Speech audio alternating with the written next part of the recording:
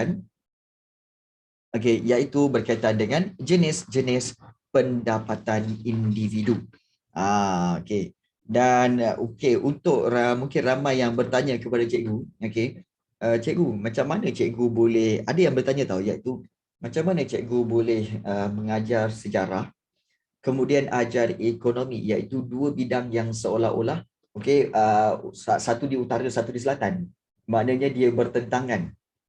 Okey, untuk pengetahuan kamu, sebenarnya semasa di universiti dulu, cikgu memang mengambil mengambil ijazah, iaitu ijazah dalam dalam bidang business admin ataupun dalam kos pentadbiran perniagaan. Dan dalam bidang pentadbiran perniagaan itu sudah pastinya kami akan belajar tentang makroekonomi dan mikroekonomi. So mikroekonomi dan makroekonomi itu adalah salah satu subjek yang ada dalam kos itu, dan sebab itu cikgu tahu tentang tentang ekonomi ini. Okey. Dan kalau katakan sejarah itu, bagaimana cikgu boleh mengajar sejarah? Kerana sebenarnya sejarah itu adalah minat, di mana hobi cikgu, di mana cikgu punya apabila waktu kelapangan, cikgu suka untuk mengkaji dan membaca bahan-bahan sejarah. Mengkaji dan membaca bahan-bahan sejarah. Jadi itu yang menyebabkan cikgu boleh dapat menyampaikan kedua-dua subjek itu sebenarnya. Namun mungkin kalau kamu dapat guru yang memang dalam bidang sejarah tu, mungkin lagi hebat lah kot, kan? Mungkin lagi hebat. Cuma cikgu berdasarkan pembacaan cikgu dan juga pengalaman cikgu dan juga hasil kajian cikgu lah. Jadi sebab itu kalau orang tanya, cikgu kalau isi masa lapang dengan apa? Cikgu isi masa lapang dengan hanya dua perkara, sama ada membaca ataupun juga dengan cara bermain muzik, iaitu bermain gitar ataupun bermain drum. So tak reti, jangan tanya cikgu tentang main PUBG ke, main simulator ke, itu bukan cikgu. Cikgu tak main benda-benda tu. Isi masa dengan kertas iaitu kamu melukis Shimir. Okey, bagus tu. Okey, baik. Kita nak lihat di sini iaitu jenis-jenis pendapatan individu. Oh, kamu akan kata, banyak ke cikgu pendapatan individu ni? Tak, sebenarnya pendapatan individu ini merujuk kepada apa tahu? Pendapatan isi rumah. Kita tahu dalam ekonomi, kita tahu ada 3 unit ekonomi. Ingat 3 unit ekonomi, iaitu isi rumah, firma dan juga kerajaan. Betul? Jadi isi rumah itulah dikatakan sebagai individu. So, kalau kita lihat di sini, apakah definisi individu itu? Baik, kalau kita lihat definisi individu itu, iaitu sebenarnya definisi pendapatan individu, iaitu merujuk kepada ganjaran berbentuk wang yang diterima oleh individu dalam tempoh masa tertentu. Ingat, ganjaran berbentuk wang. Dan pendapatan individu terbagi pada dua. Sama ada pendapatan yang produktif atau pendapatan tidak produktif.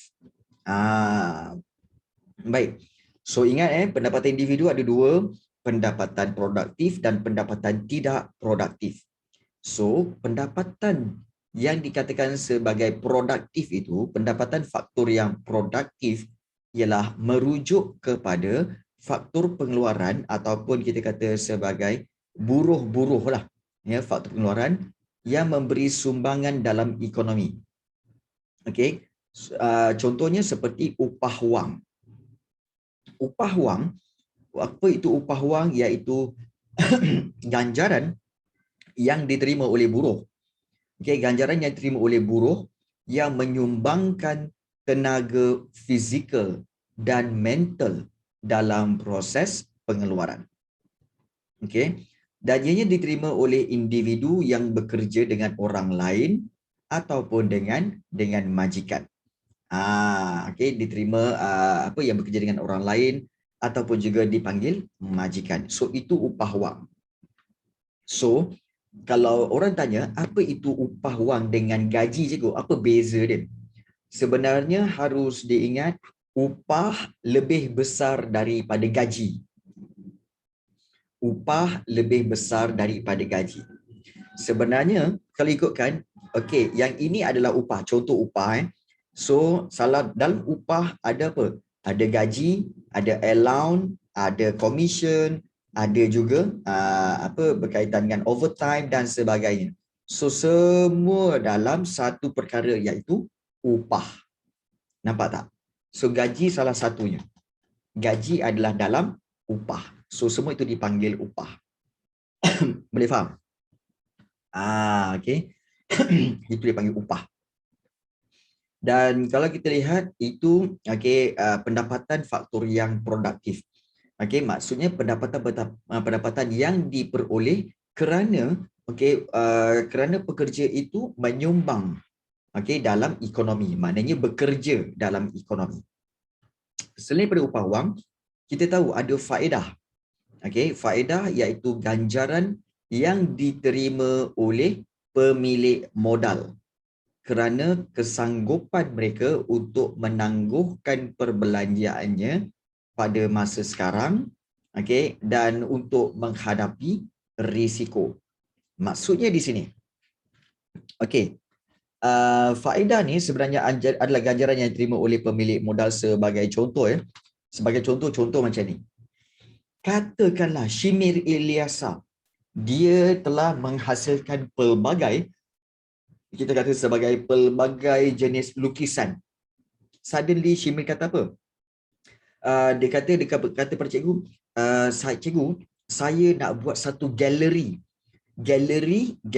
lukisan Shimir Ilyasa. Dan dia kata bahawa dengan galeri itu akan mendapat keuntungan yang banyak. Dan galeri itu kalau nak buat kena ada modal, iaitu sekurang-kurangnya 200,000. Jadi cikgu, katakanlah ada cerita pada cikgu kebetulan ada pula duit 200,000. Jadi cikgu cakap apa? Boleh? Cikgu cakap, pakai modal cikgu. Pakai modal cikgu. Jadi cikgu pun berikan modal itu kepada Shimir, dan Shimir telah membuat galeri untuk lukisan dia. Dan jadi nampak tak bahawa apa yang cikgu dapat daripada memberikan modal itu kepada Shimir, iaitu selepas setahun dia kira balik kan, rupa-rupanya keuntungan dia hampir 500,000 hasil daripada orang ramai yang masuk ke dalam galeri, beli lukisan-lukisan dia semua kan. Jadi apakah itu keuntungan dia? Tapi apa yang cikgu dapat? Cikgu akan dapat faedah. So Shimir kata apa? Cikgu, saya telah mendapat untung 500,000 ni. Modal cikgu hari tu 200,000. So bermakna kita dah untung 300,000. Jadi pada tahun ini Shimir kata saya akan berikan faedah kepada cikgu. Sebanyak berapa persen? Sebanyak 20% daripada modal. So 200,000 kalau 20% adalah lebih kurang 40,000. Jadi dia pun berikan faedah, iaitu 40,000 kepada cikgu. Nampak tak? Modal 200,000 tu tak usik tau. Dia bukan kembalikan modal tak. Dia memberikan cikgu faedah. 40,000 tu apa? Faedah. Faedah sebab cikgu telah memberi modal sebanyak 200,000.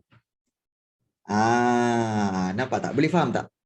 Boleh faham tak situasi tu? Itu yang dikatakan sebagai ganjaran yang diterima oleh pemilik modal, dalam kes tu cikgu, kerana sanggup menangguhkan perbelanjaan cikgu. Maknanya sanggup untuk menangguhkan perbelanjaan 200,000 tu, sepatutnya cikgu boleh beli apa-apa, cikgu sanggup untuk menangguhkan belanja lain semata-mata berikan kepada Shimir untuk menjalankan perniagaannya. Dan itu belum tentu untung, belum tentu rugi. Tetapi cikgu sanggup untuk menghadapi risiko. Jadi sebab itu, oleh kerana itu, cikgu memang layak untuk dapat faedah sebanyak 20% seperti yang Syimil janjikan, iaitu 40,000 dalam tempoh setahun itu. Boleh faham? Inilah sebenarnya, okey, kalau kamu faham, inilah sebenarnya permainan orang-orang kaya. Kalau kita lihat orang kaya, kenapa orang kaya makin kaya makin kaya? Kerana dia banyak duit. Dengan banyak duit itu dia boleh memberi modal kepada orang lain dan dia boleh mendapat faedah daripada pemberian modal kepada orang lain. Itu permainan orang-orang kaya. Sebab itu kalau kita lihat orang kaya, kan, boleh relax-relax, pergi jalan sana sini apa semua, tapi duit banyak. Kenapa? Kenapa? Dia telah memperoleh faedah. Baik. Ya, betul. So itulah pendapatan faktor produktif, iaitu upah wang pertama, yang kedua faedah. Yang ketiga sewa. Sewa ialah ganjaran kepada pemilik harta. Kerana memberi hak penggunaan harta kepada orang lain yang penawarannya terhad. Maksudnya di sini, ganjaran kepada pemilik harta. Biasanya sewa ni adalah merujuk kepada sewa tanah atau sewa bangunan atau sewa kedai atau sewa rumah. Jadi, maknanya rumah, kedai, bangunan itu semua ataupun tanah itu adalah harta. Yang mana orang lain menggunakan harta itu dan kemudian orang itu membayar sewa kepada pemiliknya. Jadi itu dikatakan sebagai sewa. Okey. Mungkin kamu pernah dengar kot. Ada tak mungkin di mana kamu pernah dengar ada rakan-rakan mak kamu ke atau rakan-rakan ayah kamu ke yang memiliki banyak rumah sewa? Pernah dengar? Pernah. Pernah kan? Okey. Paling banyak rumah sewa kamu pernah dengar berapa banyak orang tu ada rumah sewa? 2 ataupun 3. 2 ataupun 3. Ida Sofia kata 2 ataupun 3. Yang lain tak pernah dengar Mungkin pernah dengar, mungkin ada 2 atau 3 lah juga yang lain pernah dengar juga kan? Kamu tahu di Shah Alam, iaitu di kawasan Padang Jawa, kawan kepada bapa kepada kawan cikgu sendiri bapa kepada kawan cikgu, di kawasan Padang Jawa, dia ada rumah sewa. Dan pada satu ketika rumah sewa dia banyak di kawasan Padang Jawa, Shah Alam. Bila cikgu tanya dia, bapa engkau sebenarnya rumah sewa dia berapa? Hari itu adalah dalam 120 buah. Sekarang ni banyaklah yang dia telah jual, sekarang ni tinggal 60 buah. Kamu rasa? At one time ada 120 buah rumah sewa. Tak tipu je cerita. Memang betul. 120. Kan, loading gila dia. Tapi sekarang rumah-rumah tu apabila dia nak pakai duit, dia jual pada orang lain, So sekarang ni dia cuma ada 60 buah rumah. Kita sebayangkanlah kalau katakan how dia ada sampai 100 lebih rumah. Kamu tahu macam mana dia buat? Di kawasan Padang Jawa tu, dia ada banyak kawasan tanah. Dia beli banyak tanah lapang. Dan bila tanah lapang itu, dia buat lorong sendiri dan kemudian dia buat rumah-rumah sewa, rumah-rumah pintu ni. Rumah sewa yang jenis panjangnya tahu. Yang jenis panjang rumah teres yang ada 2 bilik, 3 bilik. Dan ada setengah rumah tu, dia buat 2 tingkat, kadang-kadang 3 tingkat. 2 tingkat, kadang-kadang 3 tingkat dia buat. Dan semua tu, penyewa tu, membayar sewa bulanan kepada bapa dia. Sebab itu kita wow, banyak gila kot. Kan. Kalau katakan kalau katakan satu rumah sewa tu, katakanlah kita ambil katakan RM800 sebulan sewa. Sebulan satu rumah RM800. Kalau 10 dah RM8,000. Kan? Kalau ada 100 kan, tak RM80,000. Kan, RM80,000 sebulan. Memang mewah lah, kan? Jadi itulah yang berlaku. Dan itu adalah satu investment yang bagus. Investment yang bagus. Investment yang bagus. Dan even arwah ayah cikgu pun ada juga rumah sewa. Okay, di kawasan Shah Alam, di Jalan Kebun. Tapi tak banyak lah. Rumah sewa arwah ayah cikgu ada lebih kurang dalam 12 pintu lah. 12 rumah. 12 buah rumah. Tapi cikgu tak ambil pun duit je. Okay, itu semua bagi kat mak. Ambil lah. Kan? Macam tu. Okay, banyaklah tu. Yes. Mak banyak lah. Ambil lah kan. Baik. So itu sebenarnya adalah pendapatan faktor produktif. Kerana apa? Kerana telah memberikan pemilikan harta kepada orang lain, okay, untuk menggunakannya dengan membayar sewa. So upah wang, faedah, sewa. Okay, maknanya kalau kita kata upah untuk buruh, faedah untuk modal, sewa untuk tanah, dan untung adalah untuk siapa? Untung adalah untuk usahawan, di mana ganjaran yang diterima oleh usahawan yang telah menggabungkan faktor-faktor pengeluaran, iaitu yang menggabungkan buruh, tanah, modal. So usahawan bertugas untuk apa? Gabungkan tiga-tiga ni, combine, dan dia yang uruskan. Oleh sebab itu, usahawan akan berhak untuk memperoleh untung. So itu memang. Bukan saja untung, tapi rugi pun ditanggung jugalah. Itu untung dan rugi. So ganjaran yang diterima oleh usahawan. Dan yang terakhir kita lihat iaitu dividen. Iaitu sebahagian daripada keuntungan syarikat yang dibayar kepada pemegang saham. Contohnya dividen ASB dan dividen KWSP. So kalau orang tanya, apa itu dividen? Dividen adalah keuntungan syarikat yang dibayar kepada pemegang saham. Contohnya dividen ASB. ASB ialah amanah saham Bumi Putra. Amanah saham Bumi Putra. Jadi setiap tahun akan diumumkan keuntungan, kadar keuntungan ASB bagi setiap yang melabur, maka oleh sebab itu mereka akan dapat keuntungan berdasarkan berapakah peratus yang diletakkan dalam saham tersebut. Cuma, daripada keempat-empat ni, kelima-lima ni, upah wang, faedah, sewa, untung dan dividen. Yang mana satu sebenarnya yang kamu tak faham? Yang mana satu sebenarnya yang kamu kurang faham? Cikgu dah agak dah. Cikgu dah agak dah. So Afiq akan cakap dividen, Irina Sofia pun cakap dividen. Yes.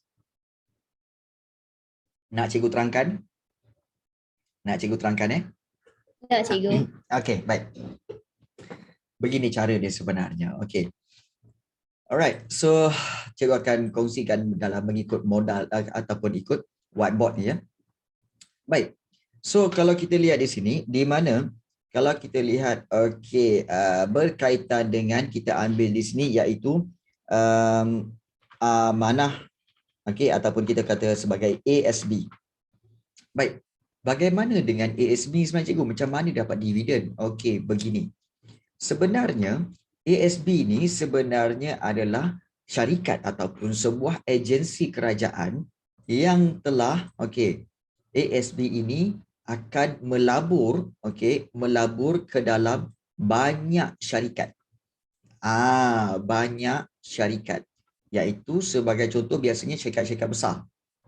Syarikat-syarikat korporat yang besar seperti mungkin saja dia melabur dalam Tenaga Nasional Berhad ataupun TNB, ataupun juga dia melabur dalam Petronas, dalam syarikat Petronas, ataupun juga mungkin dalam syarikat milikan kerajaan seperti Sime Darby. Sime Darby. Dan juga mungkin juga kita boleh ambil lagi satu iaitu mungkin juga melabur dalam syarikat Top Glove. Ini antara syarikat-syarikat yang terkenal. Syarikat-syarikat yang terkenal. So, syarikat-syarikat ini memang diorang buat production mereka sendiri seperti TNB mengeluarkan elektrik, manakala Petronas adalah pengeluaran secara untuk petroleum. Sime Darby adalah dalam bentuk hartanah dan juga perladangan serta pembinaan, dan Top Glove adalah perusahaan mengeluarkan sarung tangan. So, apa yang ASB buat sebenarnya iaitu adalah akan melabur ataupun invest dalam company-company ini. Dan setiap investment itu memerlukan modal yang besar. Sebagai contoh, kalau kita lihat di sini sebenarnya, okey, untuk ASB, dia akan melabur ke TNB tu at least lebih kurang dalam 100 juta. Okey, 100 juta. Tak mainlah, okey, 100,000 ke 2,000 ke, tak main. 100 juta. Begitu juga, okey, kalau kepada Petronas mungkin juga 150 juta. Dia invest. 150 juta. Begitu juga kemudian kalau katakan Sime Darby, kita ambil, okey, ASB masukkan katakan 200 juta. Okey, 200 juta, dan Top Glove katakan kita ambil 150 juta. 150 juta. So invest dalam Top Glove. So ASB yang invest dalam tu. Baik. ASB dapat daripada mana, cikgu? Duit-duit tu. Duit-duit itu sebenarnya ASB dapat daripada siapa? Iaitu daripada orang ramai yang banyak menyimpan, yang berpuluh-puluh, beratus-ratus ribu orang yang menyimpan dalam ASB ini. Yang menyimpan dalam ASB ini banyaklah. Banyak. Mungkin juga orang kata apa, bukan 10 orang 20 orang, malah kadang-kadang sini ada 100,000 orang yang menyimpan dalam ASB. Dan di sini kalau kita lihat, yang menginvest dalam tu adalah sebenarnya iaitu rakyat. Orang ramai ataupun kita kata sebagai orang ramai. Dan orang ramai ini akan invest ke dalam ASB dalam amount yang kecil. Mereka akan mungkin ada yang invest dalam tu sebanyak RM5,000 je. Ada yang mungkin RM500 je. Ada yang mungkin RM1,000 saja. Ada yang mungkin RM150 saja. Ada yang RM3,000. Ada yang katakan kita ambil dalam RM10,000. Mungkin juga ada yang RM2,500 ataupun kemudian RM3,500. Kemudian RM4,000. Kemudian juga kita ambil yang last iaitu RM2,600. Baik. Nampak tak? Kalau orang ramai, kalau mungkin kamu akan bertanya, cikgu, bukankah rakyat boleh terus invest kepada TNB dan juga Petronas dan Darby? Untuk pengetahuan kamu, setakat RM5,000 nak terus direct pergi 100 juta ni, pergi ke TNB, dia nak terima? Memang dia tak terima. Dia tak terima. Sebab apa? Amount terlalu kecil. Setakat RM5,000, kalau kamu, saya nak datang kat TNB ni, saya nak beli saham TNB lah. Berapa banyak nak beli? RM5,000. RM5,000, simpan balik duit lah. Hang siapa aku nak terima? Betul? Betul ini lah. Dia kata apa? RM5,000, hang pergi balik lah. Aku punya supervisor pun aku bagi RM5,000. Hang nak bagi balik RM5,000 kat aku. Hang simpan. Nampak? Hang simpan lah. Kemudian ada yang, kalau yang kelakar lagi kan, nak pergi Petronas. Ini syarikat besar ni, pergi Petronas. Apa tujuan cik ya? Saya nak invest lah dalam Petronas. Berapa ya? RM500. Cik, gaji saya lagi banyak daripada amount yang cik nak invest. Cik boleh balik tak? Cik simpan lah duit tu. Nampak? Jadi, dia tak terima. Syarikat-syarikat korporat tak terima yang kecil-kecil ni. Sebab kalau dia buka macam tu, terlalu ramai. 100,000 orang nak invest dengan RM500, RM200. Tak terlayan dia. Aku lagi banyak kerja lah. Aku nak uruskan TMB, aku nak uruskan aku punya elektrik. Yang Petronas kata, aku nak uruskan aku punya penggalian petroleum. Lagi nak uruskan yang modal kecil. Tak payah. Tak payah, lupakan je. Nampak tak? Jadi apakah ASB sebenarnya? ASB lah sebenarnya agensi yang uruskan, kita kata sebagai pelaburan-pelaburan yang kecil ini akan dikumpulkan, baru ASB channelkan secara besar kepada TNB, Petronas, Darby dan Top Glove. Barulah bila ASB datang, ASB pula kata, jumpa TNB, kami nak invest kat TNB. Berapa? 150 juta. Boleh tuan. Kita ada plan barulah dia layan 150 juta. Ini 5,000 je. Nampak tak? Jadi itu kita nampak, oh begini. Ya, ini cara ASB buat apa dia punya urusan. So, jadi apabila let's say lah, katakanlah TNB untung, ataupun kita kata ya TNB ni katakan untung. Okey, bila TNB ni untung, okey, Petronas untung, Sandarbi untung dan juga Top Glove pun untung, maka setiap keuntungan itu dia akan bayar balik, okey, kepada ASB. Okey, dia akan bayar balik dividen kepada ASB. Dividen kadar keuntungan. Mungkin dia bagi dalam 20% ke ataupun 10% ke, bergantung kepada keuntungan syarikat-syarikat ini. So daripada situ, ASB ini pula akan agihkan keuntungan yang dia peroleh daripada TNB, Petronas, Sandarbi dan Top Glove tu bagi semula kepada orang ramai. Bagi semula kepada orang-orang yang telah memberikan modal tadi. Berdasarkan, tapi tak sama. Dia berdasarkan kepada berapa jumlah yang kamu labur. Contoh dia kata apa? Contoh dia kata bahawa, okey, ASB kata kita akan agihkan keuntungan kepada orang ramai sebanyak 5%. 5%. So kalau katakan 5,000, yang invest 5,000 tu, 5% maknanya berapa? Lebih kurang berapa? Lebih kurang dalam RM250. Dapatlah dalam RM250. Itu 5%. Kalau yang RM150 ni invest, dapat lagi sikit. Mungkin dapat dalam 20, bukan. Mungkinlah dapat dalam RM7.50. Dapatlah dalam RM7.50 sebab amount dia 100 setengah je, kan? Dapatlah RM7.50. Kalau yang 3,000, dia akan bagi lagi banyak. Macam itulah. So dia akan bayar dividen itu setiap bulan ke? Tidak. Dividen hanya diberikan setahun sekali. Begitu juga dengan TNB, Petronas, Sandarbi dan Top Glove ini, dia akan bayar dividen kepada ASB ini setahun sekali. Sebab, siapa yang belajar akaun dia tahu bahawa setiap tahun, syarikat-syarikat akan kena kira dia punya untung dan rugi dia setahun sekali, betul? Setahun sekali dan akan direkodkan.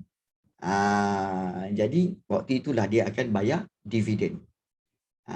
Jadi setahun sekali. So ASB pun akan bayar kepada orang ramai setahun sekali. Jadi itu yang dipanggil dividen. Boleh faham? Boleh faham dividen ASB itulah dia sebenarnya. Sebenarnya. Tapi dividen ASB sebenarnya bagi cikgu, kalau kamu duit banyak, okeylah. Simpan banyak, okey. Kalau simpan sikit-sikit, tak payahlah kot. Contohnya kan, kalau kamu simpan dalam 10,000, kamu simpan kat situ 10,000. Katakan ASB akan umumkan apa tahu? Okey, kadar keuntungan adalah sebanyak 5%. Kalau 5% daripada 10,000, okey, kita tahu bahawa kalau 10% adalah 1,000. Kalau 5% adalah lebih kurang RM500. Tapi RM500 untuk tempoh 12 bulan. Untuk tempoh setahun. Macam, alamak, kan? Macam sikit sangatlah. Macam tak worth it. Tak worth it lah, betul, tak worth it. Tapi kalau kamu ada duit yang banyak, you can go for maximum. Sebenarnya maksimum untuk ASB adalah 200,000. Every people yang nak invest dalam ASB, dia hanya boleh maksimum 200,000. Just imagine kalau kamu ada 100,000, 100,000, 100,000 kamu invest dalam ASB, katakan keuntungan dia ada 5%. Bermakna daripada 100,000 kamu dapat 5%, bermakna kamu dapat 5,000 untuk tahun itu. 5,000 bila bagi divide by 12 months, kira nampak macam menarik lah juga kan. Macam RM400 sebulan. Kan? Kamu boleh fikir, RM400 sebulan, okey lah tu. Kan? Tapi investment dia besar, 100,000. Dia macam tu. KWSP sama ke dengan ASB? Sama. KWSP pun sama juga. Iaitu, cuma dia tukar dia punya nama saja, iaitu ASB ni kepada KWSP. So KWSP. Sama je. Dia invest juga macam tu. Dia invest kepada syarikat-syarikat besar, kemudian dia akan beri kadar keuntungan kepada orang ramai. Sama. Cuma KWSP ada satu lagi channel yang orang tak nampak, yang orang kurang tahulah, tapi ramai juga yang tahu. Ada satu lagi channel, iaitu KWSP melabur dalam kerajaan. Dalam kerajaan. Iaitu dalam bentuk apa? Dalam bentuk pinjaman. Iaitu KWSP bukan peminjam, KWSP beri pinjaman. Kepada siapa? Kepada kerajaan. KWSP beri pinjaman kepada kerajaan. Sebab apa? Sebab kadang-kadang kalau kerajaan tak ada duit, kerajaan akan pinjam dengan KWSP. Ini pun untung ni. Untung juga. Kerajaan akan kena bayar balik kepada KWSP. Sama jugalah channel dia. So, pergerakan duit daripada syarikat pergi kepada orang ramai, itu yang dipanggil sebagai dividen. Dividen. Dipanggil sebagai dividen. Pergerakan keuntungan daripada syarikat besar pergi kepada orang ramai ataupun kepada pemilik modal, itu dipanggil dividen. Jelas so harap-harapnya korang semua jelas tentang dividen tadi. Dividen ya. Baik, itu pendapatan faktor-faktor yang produktif. Bagaimana pula pendapatan yang tidak produktif, cikgu? Pendapatan yang tidak produktif iaitu yang dinamakan sebagai bayaran pindahan. Bayaran pindahan ialah bayaran yang diterima oleh seseorang individu tanpa menyumbangkan apa-apa terhadap proses pengeluaran. Contohnya apa, cikgu? Bayaran pencen, biasiswa, hadiah dan bantuan kebajikan. Boleh faham bayaran pindahan ni? Iaitu bayaran yang diterima oleh seseorang individu tanpa buat apa-apa kerja. Tak buat apa-apa kerja, dapat bayaran. Boleh faham? Ada ke bayaran, ada ke orang yang dapat duit, tak buat apa-apa tapi dapat duit? Ada tak? Ada. Ada. Dan itu dipanggil bayaran pindahan. Skema bukan Nirina. Kamu semua menerima bayaran pindahan sebenarnya. Kamu pergi sekolah, tiap-tiap hari dapat duit belanja. Betul? Kamu pergi sekolah, tiap-tiap hari dapat duit belanja. Kamu terbabit tak dalam proses pengeluaran? Tak. Kamu tak bekerja. Tapi kamu pergi sekolah, kamu diberikan duit. Duit apa tu? Itulah bayaran pindahan. Yalah, Afiq, betul. Walaupun sekarang tak dapat kan, sebab tak pergi sekolah, cikgu faham. Iaitu itu dipanggil sebagai bayaran pindahan, iaitu kita boleh tambah kat sini ya. Bayaran pencen, biasiswa, hadiah, bantuan kebajikan, kemudian ada juga wang saku. Wang saku yang kamu terima itu pun juga adalah dikatakan sebagai bayaran pindahan. Yes. Kemudian kalau katakan wang nafkah, untuk katakan seorang suami kepada isteri kan, isteri yang tak bekerja. Isteri tak bekerja, kemudian suami berikan wang tiap-tiap bulan. Padahal sebenarnya isteri tu telah diberikan rumah, diberikan makanan apa semua, tetapi diberi juga wang nafkah, bermakna wang untuk perbelanjaan si isteri itu. Bermakna itu adalah pendapatan yang tidak produktif. Sebab pendapatan yang tidak digunakan, maknanya bukan bekerja. Untuk bekerja. Jadi itu pun bayaran pindahan. Wang nafkah. Kemudian zaman sekarang ni, okey, iaitu kita kata sebagai banyak orang okey memberikan kalau jumpa orang-orang yang apa kat rumah mereka ada naikkan bendera putih. Bila bendera putih tu kemudian orang ramai okey akan memberikan okey wang okey sebagai satu derma, betul? So wang yang diterima, wang derma itu adakah bayaran pindahan? Ya. Maknanya derma juga adalah bayaran pindahan. Derma bayaran pindahan. Kemudian juga wang pampasan. Pampasan tu apa cikgu? Iaitu let's say kalau katakan okey, kamu okey mungkin kita pernah alami ya, mungkin bapa kita atau mak kita bawa kereta kemudian accident. So kereta itu telah remuk.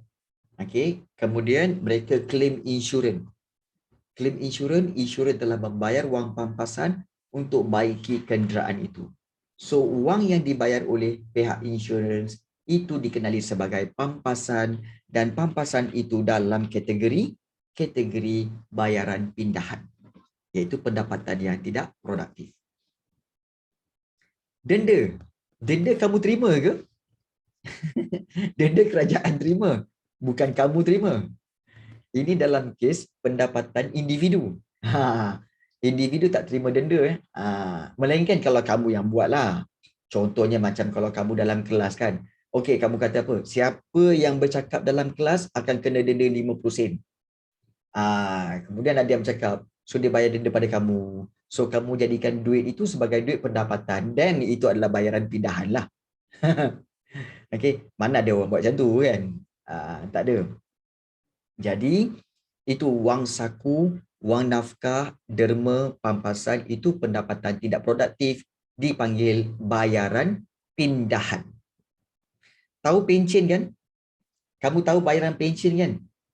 Pencen tahu pencen? Tahu. Tahu kan? Pencen ialah bayaran yang diterima oleh kaki tangan kerajaan pada setiap bulan selepas beliau bersara. Maknanya setelah umur 55 tahun, maka kaki tangan kerajaan itu akan dapat bayaran pencen setiap bulan sehinggalah beliau meninggal dunia. Itu bayaran pencen. So bayaran pencen juga bayaran pindahan. Sebab dia tak bekerja. Dia tidak bekerja. Sebab Cikgu, itu, ya. kenapa kan lepas meninggal, yang orang kerajaan meninggal, lepas tu nanti isteri dia dapat duit pencen tu juga? Ya, sebagai satu, kita kata sebagai isteri akan dapat juga pencen itu kerana untuk meneruskan hidup. Kerana isteri itu pada asalnya di bawah tanggungan si suami, yang mana si suami adalah pesara kerajaan. Jadi sebab itu, bila si suami tak ada, isteri akan menyambung pendapatan itu. Untuk apa? Meneruskan hidup. Agak kejamlah juga kerajaan kalau katakan kerajaan tidak memberikan pencen itu kepada si isteri. Bagaimana si isteri nak meneruskan kehidupan? Kan tanpa sebarang pendapatan. Tapi kalau isteri dah tak ada, barulah duit pencen itu tidak lagi disambung pada mana-mana ahli keluarga. Dia tak bawa kepada anak-anak, tak ada. Kepada isteri je. Kepada anak-anak tak ada. Boleh faham? So itulah tujuan dia. Itu tujuan dia. So itu bayaran pencen. Biasiswa adalah bantuan untuk pelajaran. Di mana kalau kamu sambung pembelajaran, dan diberi bahkan bantuan kewangan tanpa bayaran balik. Tanpa bayaran balik itu adalah biasiswa. Biasiswa biasiswa. Jadi itu bantuan untuk pelajaran lah. Untuk pelajaran di mana kamu tak bayar balik. Berbeza dengan macam PTPTN. PTPTN adalah satu pinjaman yang mana kamu kena bayar balik. Biasiswa tak.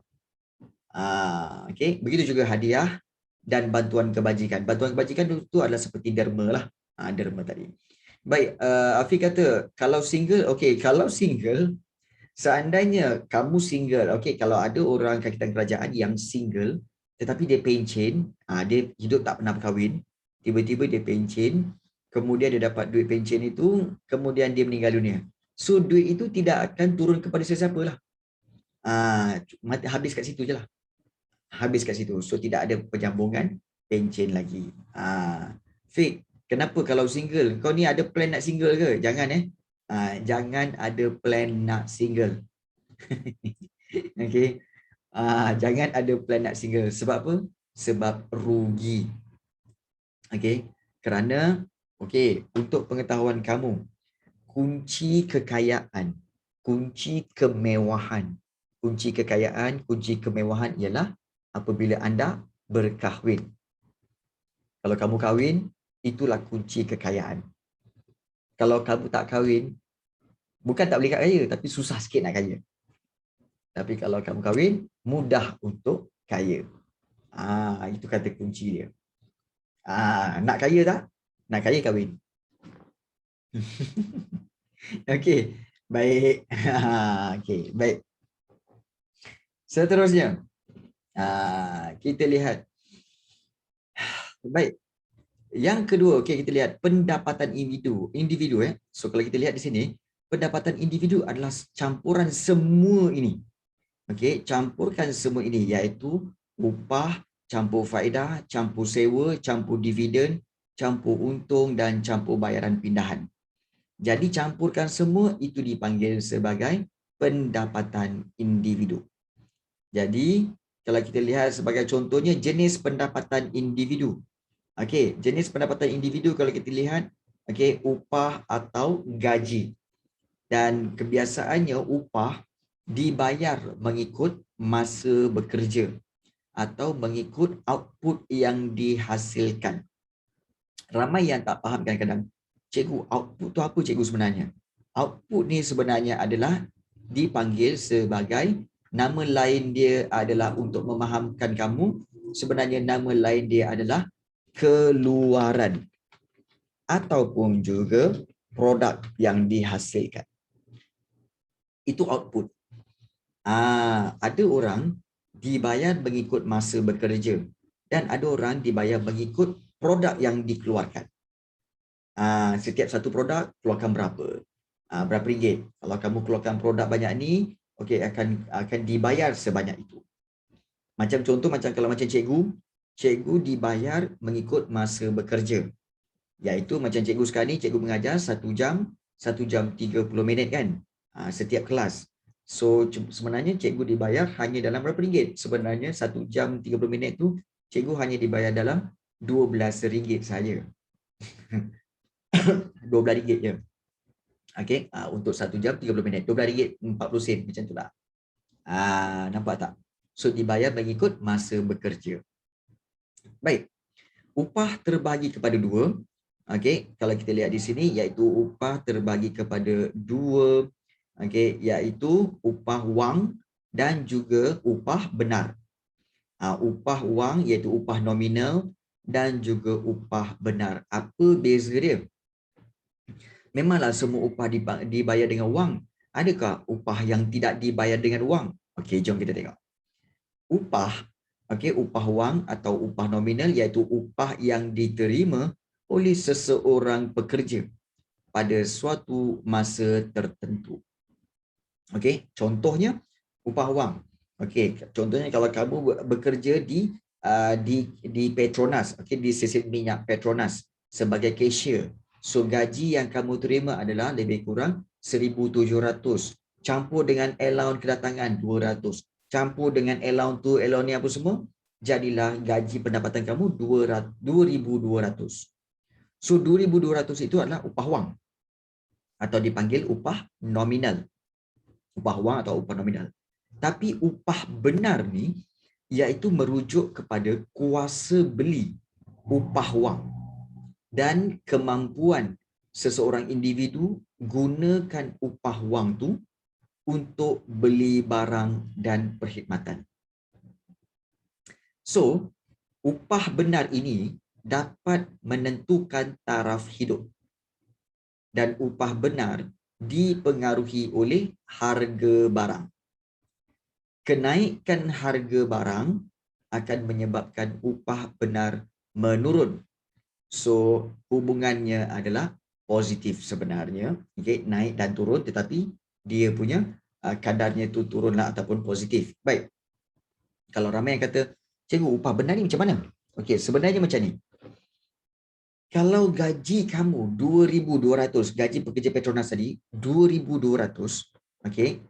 Berapa banyak yang dia beli dengan duit 2,200 tu?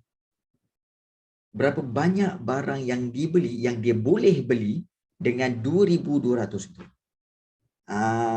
Jadi macam mana nak ukur upah benar tu cikgu? Ini dia bawah tu ada formula dia, iaitu upah wang, okey, dibahagikan dengan harga purata barang. Baik, sebagai contoh. Okey, jom kita kira sama-sama nak. Kita kira sama-sama. Baik. Seandainya, okey, kalau kita lihat di sini, katakanlah upah wang, katakan kita ambil tadi 2,200. Okey, 2,200. Kemudian harga purata barang. Harga purata barang katakanlah RM50. Okey, RM50.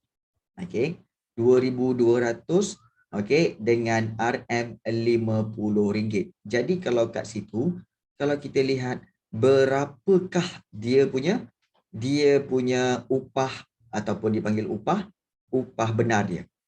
Berapa upah benar dia? Siapa boleh kira? RM44. Sebenarnya, okey, kalau kita lihat di sini, okey, RM50 tu, okey, baik, macam ni okey, RM50 itu sebenarnya kamu tak boleh kira sebagai 44 tu kan. Okey, kita buat macam ni. Okey. So ada yang kata 44. Okey, kalau 44 itu sebenarnya bukanlah okey 44 Okey, 44. 44. So 44 itu bukan RM44 tau. Sebenarnya 44 unit. Sebenarnya merujuk kepada 44 unit barang yang boleh dibeli. Unit barang yang boleh dibeli. Yang boleh dibeli. Nampak tak? So itu kalau harga purata barang RM50.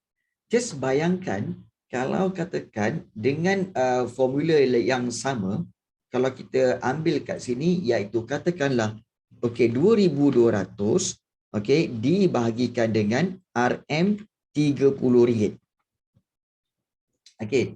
So kalau RM30 pula, berapakah dia punya upah ataupun dikata sebagai upah benar dia? Berapa upah benar dia?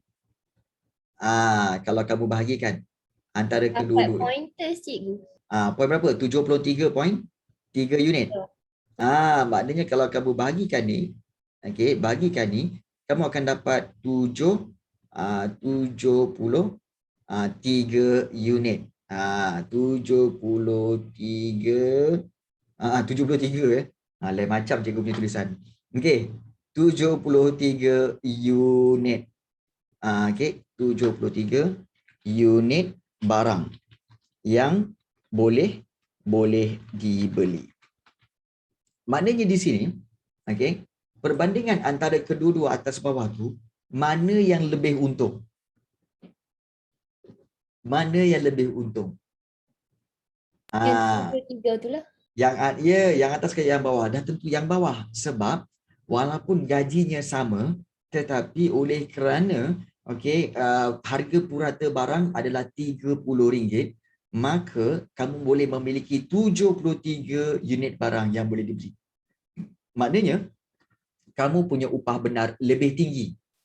So, kalau kita katakan bahawa upah benar itu lebih tinggi, yang di bawah itu lebih tinggi berbanding yang di atas. Yang ini bermakna kalau kita lihat upah benar itu lebih tinggi daripada yang di atas itu. Sebagai contoh, yang ini lebih tinggi. Okey, lebih tinggi daripada yang di atas itu. Lebih tinggi daripada yang di atas.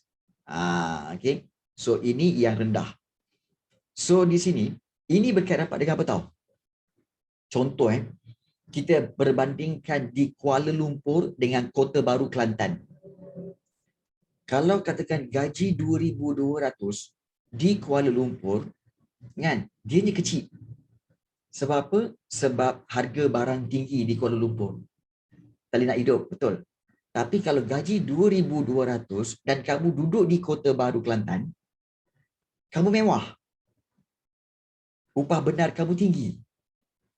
Nampak tak? Boleh faham upah benar ni? Kamu bayangkanlah gaji 2,200 di Kuala Lumpur. Okey, nasi lemak dengan lauk sardin, sotong dan sebagainya RM5 dan teh tariknya RM2. Situ saja dah RM7. Kan? Jadi, maknanya kos sara hidup di Kuala Lumpur sangat tinggi. So, gaji 2,200, upah benar kamu sebenarnya rendah. Upah benar kamu sebenarnya rendah di Kuala Lumpur. Tetapi kalau kamu bekerja di Kelantan ataupun di Kota Baru, gaji 2,200. Okey. Gaji 2,200. Okey. Kat Kelantan, kat Kota Baru, teh tarik baru RM1.20. Kadang-kadang ada yang RM1, ada RM1.20. Nasi lemak dengan pelbagai sayur dia apa semua, baru RM3. Jadi maknanya kuasa beli kamu lebih tinggi di Kota Baru berbanding di Kuala Lumpur. Yes. So Iduna Sofia cakap mahainya teh tarik dekat KL. Kat Penang RM1.7 je. Kat Penang memang RM1.7. Iduna. Di KL memang RM2. RM2. Terutama sekali di restoran-restoran seperti Khalifah Bistro, memang RM2 teh tarik je. Saiz cawan sama je, betul? Memang, okey. Itulah dia kos sara hidup yang tinggi. Jadi itu yang dikatakan sebagai upah benar. Okey, iaitu upah wang dibahagi dengan harga purata barang. So, okey, kesimpulannya kamu kena ingat betul-betul tentang berkaitan dengan upah wang ni ya. Berkaitan tentang upah wang ni kena ingat betul-betul supaya ianya menjadi satu formula. Itu formula untuk kamu. Untuk formula ya. So, upah wang bahagi harga purata barang.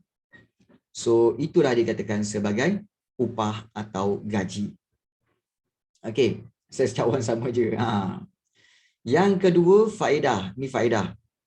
Faedah yang diterima oleh pemilik wang, okey, dan diterima oleh individu, okey, yang menyimpan wang di bank atau memberi pinjaman kepada orang lain, dan faedah dibayar. Faedah dibayar macam cikgu cakap tadi tentang ASP faedah ataupun cikgu cerita tentang bagaimana cikgu memberi modal kepada Shimir tadi, ya, modal untuk buka galeri lukisan tadi kan. Faedah dibayar, okey, Shimir akan bayar pada cikgu kerana apa? Kerana individu itu atau cikgu sanggup menangguhkan perbelanjaannya pada masa sekarang dan berpisah dengan wang tunai. Amboi. Kan ayat dramatik betul berpisah dengan wang tunai. Serta menanggung risiko kejatuhan nilai wang. Nampak tak? Berpisah dengan wang tunai. Jadi faedah ni akan dikira macam mana? Jumlah simpanan, okey, darabkan dengan kadar faedah berapa peratus dan darabkan dengan tempoh simpanan iaitu berapa tahun. Jadi itu akan dapat kadar faedah. Sebagai contoh, kalau katakan boleh. Ada yang minta untuk tunjuk kira-kira. Boleh. Sebagai contoh kalau kita lihat jumlah simpanan macam cikgu kira tadi. Katakanlah cikgu tadi macam cikgu contoh kes Shimir tadi cikgu berikan dia 200,000. Okey. 200,000 akan darabkan dengan kadar faedah. Shimir kata nak bagi 20%. 20% every year. Dan cikgu bercadang untuk apa? Cikgu cakap dengan Shimir, tak apalah. Cikgu letakkan duit tu dalam tempoh 5 tahun cukuplah. 5 tahun. 5 tahun. Jadi kita akan terus darab saja iaitu kita akan terus darab iaitu kalau katakan 200,000 darab 20%, kita tahu ianya adalah okey ialah sebanyak 40,000. Betul? 40,000. Betul ke? 40,000. 40,000 kan? 40,000. Okey, kemudian darabkan dengan 5 tahun. 5 tahun. Maknanya cikgu dapat berapa? Okey, so cikgu akan dapat 40,000 darab 5, iaitu 200,000 balik. 200,000. Jadi sebenarnya berapakah total yang cikgu dapat sebenarnya? Sebenarnya cikgu akan dapat, okey, cikgu akan dapat kadar faedah dia iaitu sebanyak berapa? Iaitu sebenarnya sebanyak, kalau kita lihat, cikgu akan dapat untung atau faedah ni 200,000. Ini faedah. Dan cikgu akan dapat 200,000 lagi. Okey. Okey, kat sini. Okey, cikgu akan dapat 200,000 lagi, iaitu ianya adalah berkait rapat dengan modal yang cikgu telah letak. So cikgu dapat another 200,000 sebagai modal. Jadi modal campur dengan faedah. So cikgu dapat berapa total? Cikgu dapat 400,000. Nampak tak? 400,000. Nampak? Inilah sebenarnya permainan orang kaya. Orang-orang kaya, orang-orang yang banyak duit, dia akan letakkan modal kat situ, modal kat sini, modal kat situ, modal kat sini. So dia every year akan dapat kadar faedah tu, dia ambil je. Dan dia hidup dengan kadar faedah. Itu permainan orang-orang kaya. Baik, cikgu, faedah ni beza ke dengan apa yang faedah diberi oleh bank? Okey. Afiq, bagus soalan kamu ya. Faedah ni sebenarnya depends kepada di manakah ataupun di manakah kamu atau siapakah kamu. Dalam kes ini, okey, macam cikgu cakapkan, cikgu beri modal kepada Shimir. Maknanya sifat cikgu tu beri modal kepada Shimir samalah macam cikgu dengan bank. Sama macam cikgu dengan bank. Iaitu bank memberikan pinjaman, tapi itu pinjaman kan. Yang cikgu pula, cikgu memberi modal. Dan kadar faedah yang diterima oleh bank samalah macam cikgu dapat kadar keuntungan dan faedah daripada Shimir. Sama. Sebab posisi cikgu dengan posisi bank sama. Iaitu kami pemberi modal. Cikgu pemberi modal. Tapi kalau daripada sudut yang orang cakap, ramai orang kata tentang kadar bunga kan, kadar bunga, kadar faedah, bermakna kamu kena tengok pula di bahagian pelanggan. Kalau pelanggan, di bank, untuk di bank perdagangan, pelanggan akan membuat pinjaman dengan bank. So itu dipanggil pinjaman. So every year akan ada interest, kadar faedah yang sebenarnya pelanggan terpaksa bayar kepada bank. Betul? Itu terpaksa. Dan itu adalah menjadi keuntungan kepada bank. Berbeza dalam syarikat ni, berbeza dalam syarikat ini, iaitu apa tahu? Cikgu menyumbang modal. Dan juga Shimir pula, sanggup memberikan 20%. Maknanya di sini tidak ada unsur-unsur apa? Tidak ada unsur-unsur cikgu menekan dia dan dia menekan cikgu. Tak ada. Is a win-win situation. Yes, ini dengan keizinan. Dan juga macam cikgu dengan cikgu adalah pemodal dan Shimir adalah bersedia untuk memberikan kadar faedah itu. Kerana apa? Kerana sanggup sebagai bayaran untuk kesanggupan cikgu memberi 200,000 kepada Shimir. Jadi Shimir pun setuju. Tak apalah cikgu, saya bagi 20% lah. Okey, bagilah. Tetapi adakah ianya fix sebenarnya? Tak. Sebenarnya tak fix pun.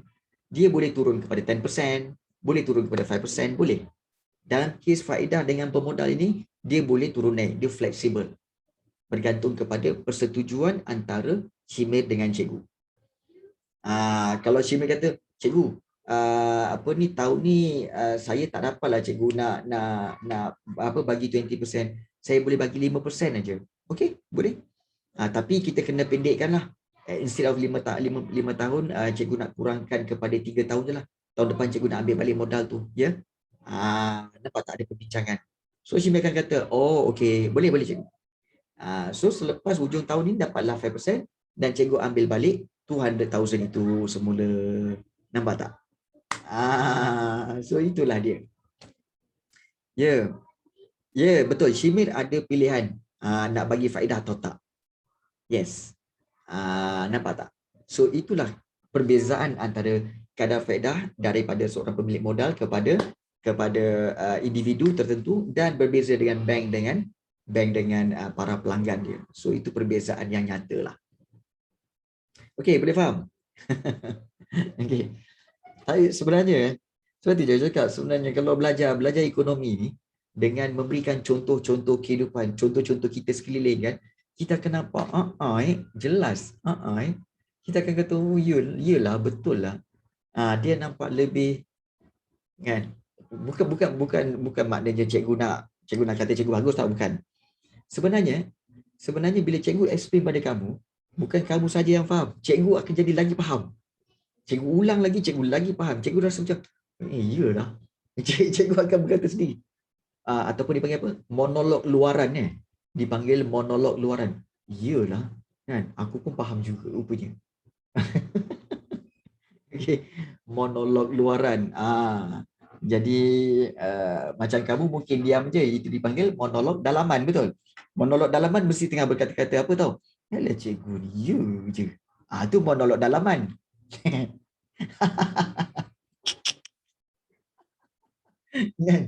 Kemudian mungkin ada yang kata, alah cikgu ni hyperbola betul. Hyperbola apalah. Tiba-tiba kenapa masuk semua terms-terms tata bahasa ni?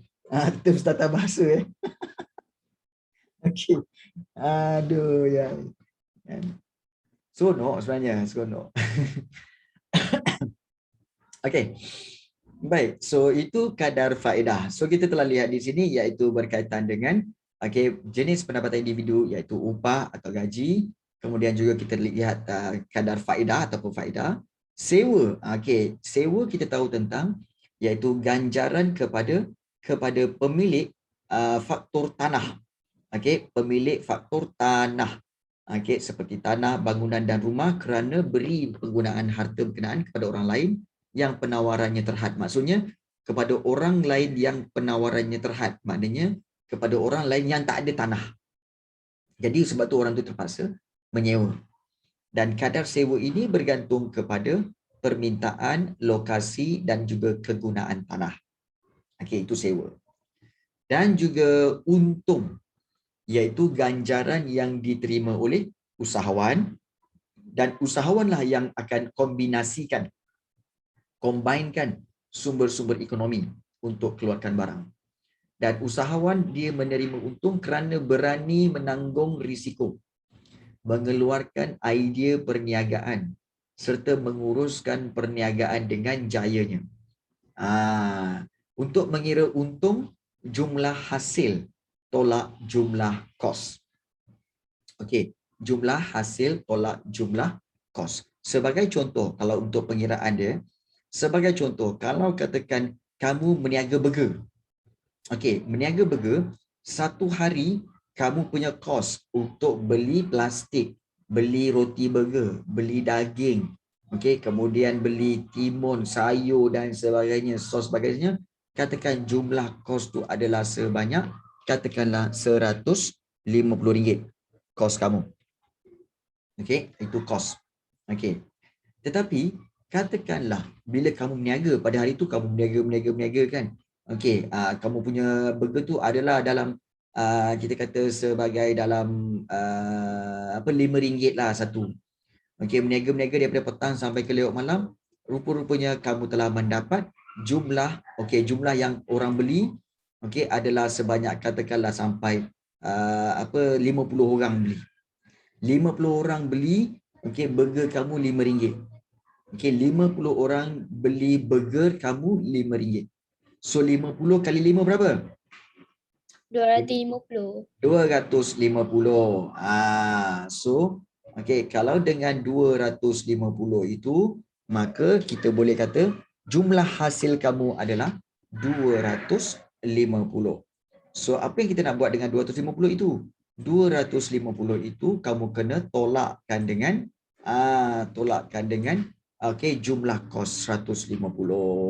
Jadi di sini maka kamu barulah dapat dia punya untung, iaitu berapakah untung dia? Untung dia adalah bersamaan dengan RM100. Itulah untung kamu. Boleh faham? Boleh faham jumlah hasil dengan jumlah kos. Itu kalau untung. Kalau katakan kamu punya kos itu 150. Katakanlah jumlah hasil tu tak ramai yang beli. Katakanlah okey kamu jual beli RM5, yang beli cuma 10 orang. 10 orang 5 kali 10 RM50. Maka jadi RM50 tolakkan dengan 150.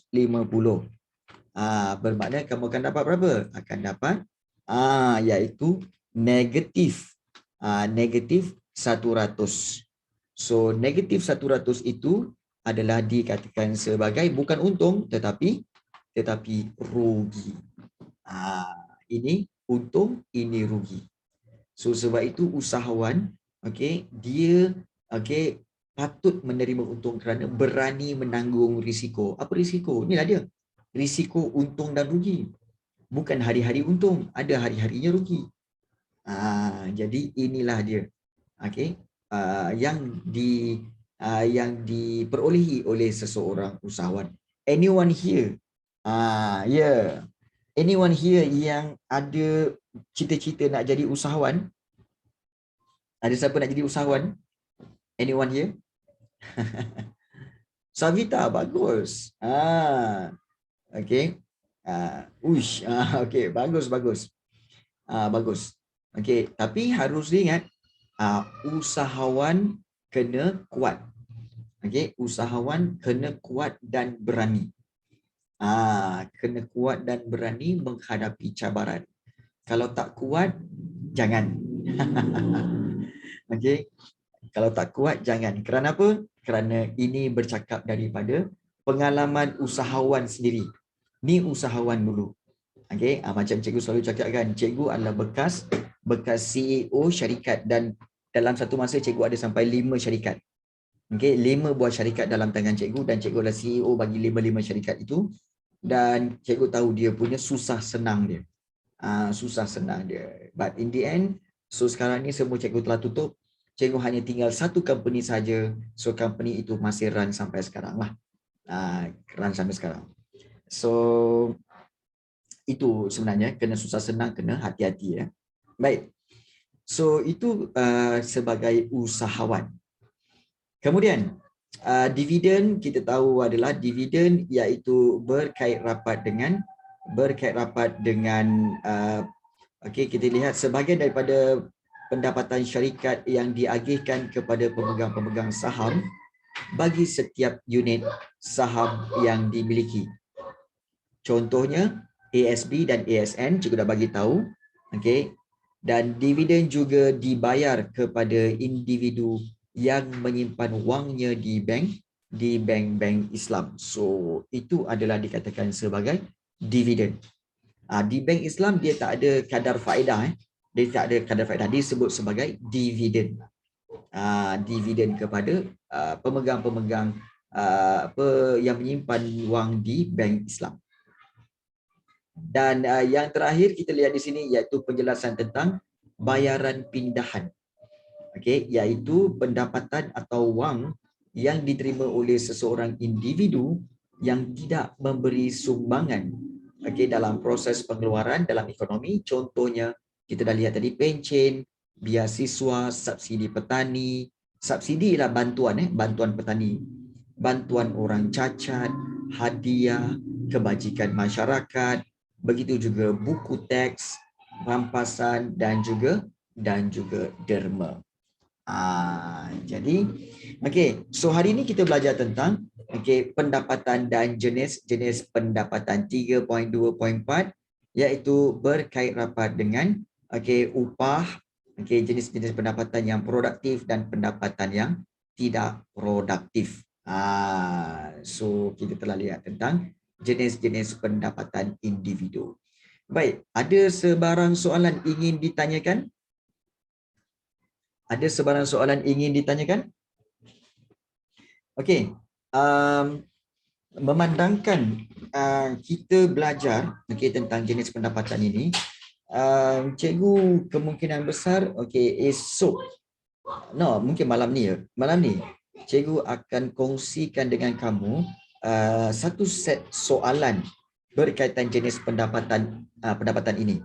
So, adakah kamu nak dalam bentuk Google Form atau kamu nak dalam bentuk yang kamu boleh print out dan buat?